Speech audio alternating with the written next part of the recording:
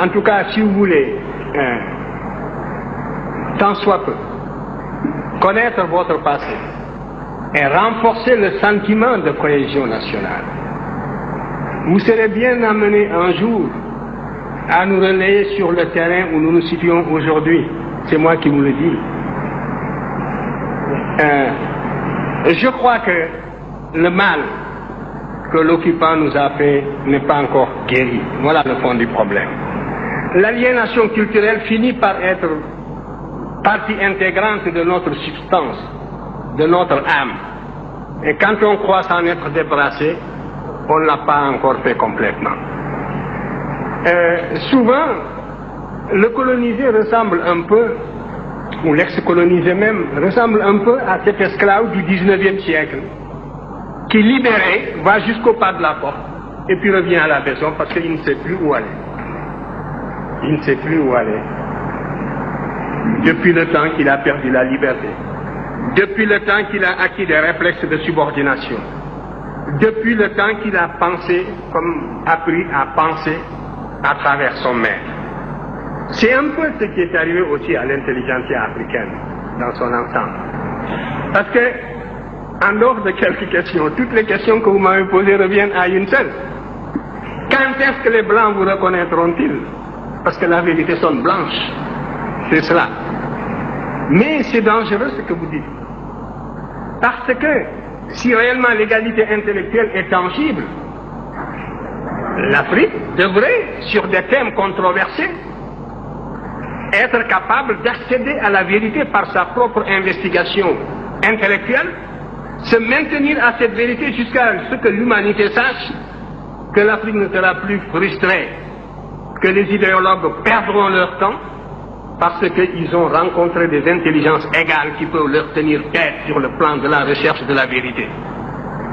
Mais vous êtes persuadé que pour qu'une vérité soit valable et objective, il faut qu'elle sonne blanche.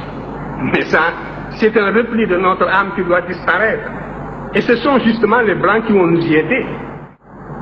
Moi, j'ai les idées que j'ai toujours développées et contre lesquelles vous ne pouvez pas opposer des arguments scientifiques dignes de ce nom. Vous pouvez opposer une conspiration du silence, aussi longtemps que les jeunes générations africaines resteront aliénées, jusqu'à ce qu'elles se récupèrent, jusqu'à ce qu'elles acquièrent la connaissance directe, parce que c'est par la connaissance directe, par l'égyptologie, que vous dépasserez ce stade de flottement,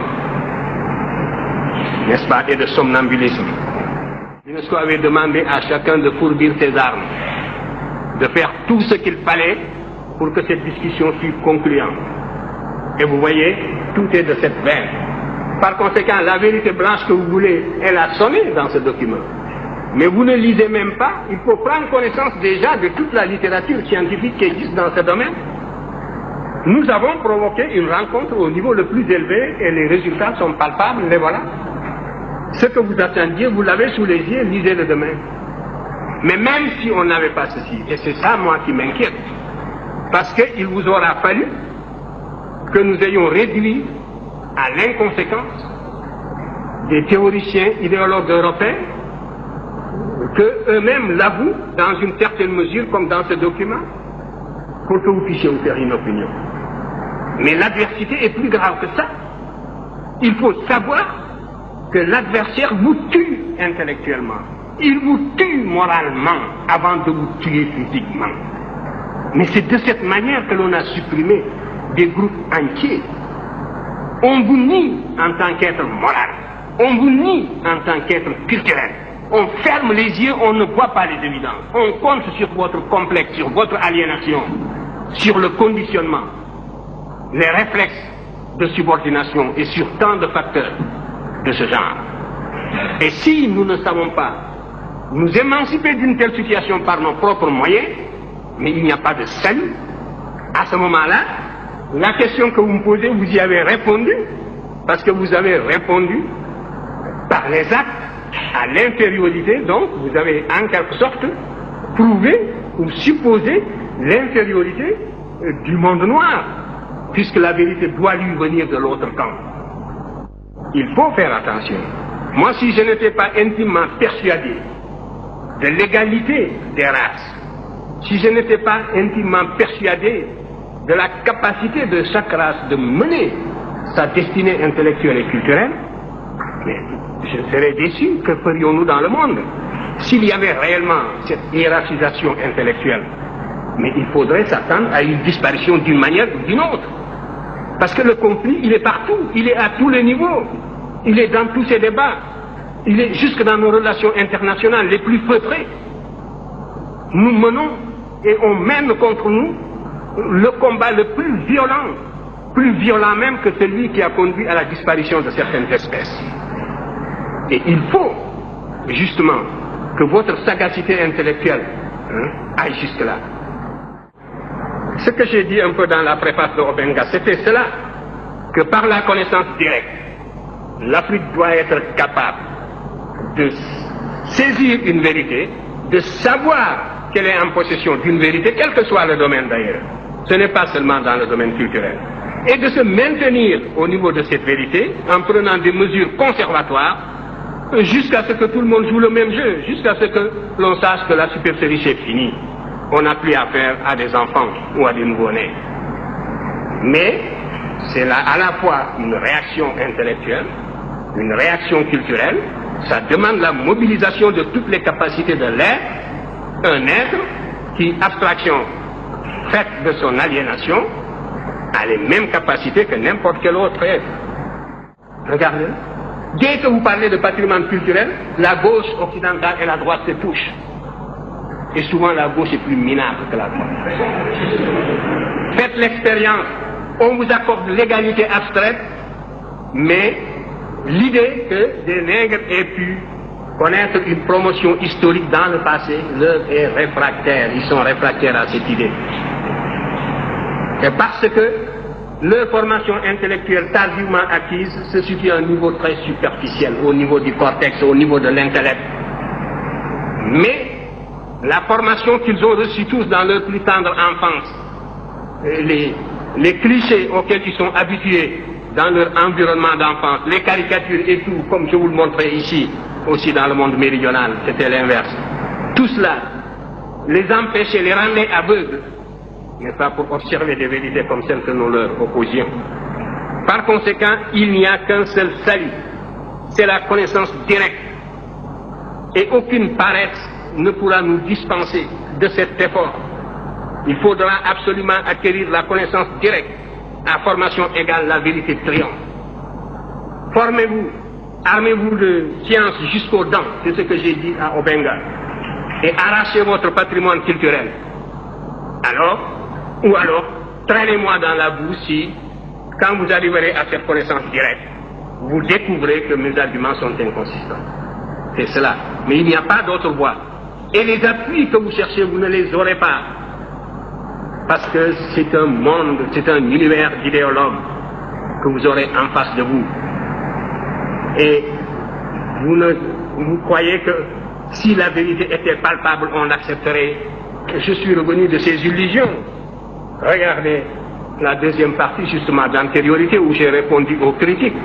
J'ai dû même ménager des intellectuels de gauche qui avaient un peu servi l'Afrique. Je pouvais les scier en deux, comme on dit. Et ils ont vu que je me suis arrêté à mi-chemin dans mon argumentation parce que c'était catastrophique. Et ainsi de suite. Alors donc ici, le poids des arguments, c'est du côté africain. Je regrette.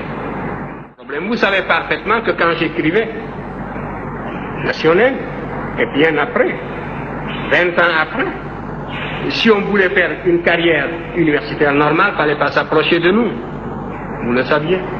Il ne fallait pas nous citer, etc. C'est en sachant tout cela aussi que j'ai pris mes responsabilités. Et vous aurez tous les éléments justement pour porter un jugement. Je savais parfaitement ce que je faisais. Pour moi, l'enjeu, c'était la prise de conscience de l'ensemble des générations africaines à venir, non pas sur la base du mensonge ou de l'idéologie, mais sur la base d'une vérité scientifique strictement retrouvée. Il vous appartient de voir si moi j'ai pris des libertés par rapport à cette vérité, n'est-ce pas? Si j'ai pris des libertés par rapport au fait, avec le recul du temps, si aujourd'hui cette littérature impose du respect, c'est parce que, précisément, on s'est aperçu que contre toute attente, je n'ai pas été coupable d'un tel péché. C'était très facile à l'époque coloniale. Pour les théoriciens de salon du colonialisme de l'époque, des ethnologues que je ne veux pas citer, ça leur était très facile de tourner en dérision cette littérature naissante devant des jeunes esprits en formation. L'inconsistance de la formation intellectuelle des générations africaines de l'époque ne permettait pas d'avoir une vue claire là-dessus, et c'était très facile de prendre les Africains de court et de les détourner de cette littérature, de les court-circuiter en quelque sorte, avec des menaces, n'est-ce pas, à peine voilées aussi. On vous disait, si vous suivez Cheikh Anta, eh bien, vous pouvez mettre une croix sur votre carrière. On vous menaçait de tous les poudres du monde, etc. Vous le saviez bien. Mais je savais aussi que la seule chose qui était importante, c'était de dégager cette vérité, parce que c'est ce qui permettrait de réconcilier les civilisations africaines avec l'histoire pour rendre possible la recherche dans le domaine des sciences humaines. Méfiez-vous. Je vous dis, moi, que tant que vous n'aurez pas compris ce que j'ai dit cet après-midi, ce soir, et tant que vous n'aurez pas réévalué ces arguments pour réconcilier cette Afrique avec l'histoire, les recherches que vous faites en sciences humaines sont presque inutiles. Parce que je vous défie de bâtir un corps de sciences humaines, vous ne le pourrez pas. Même dans les domaines les plus futuristes, vous ne le pourrez pas. Les aspects qui s'orientent le plus vers l'avenir dans la civilisation occidentale plongent leurs racines dans l'antiquité gréco-latine. Mon attitude n'est pas une attitude passéiste de quelqu'un qui se délecte du passé. Toute mon activité est tendue vers l'avenir. Et ce passé, je le déblaye tout simplement pour rendre possible l'édification d'un corps de sciences humaines. Lorsque pour la première fois je me suis intéressé à l'histoire de l'Afrique, je ne cherchais nullement à aboutir à une civilisation grandiose. Il y a souvent un procès d'intention qui passe à côté des sentiments réels. Vous ne trouverez jamais, on fausse même la psychologie humaine, vous ne trouverez jamais un peuple qui admire l'histoire d'un autre peuple. Prenez la Serbie, prenez n'importe quel peuple de l'Europe centrale.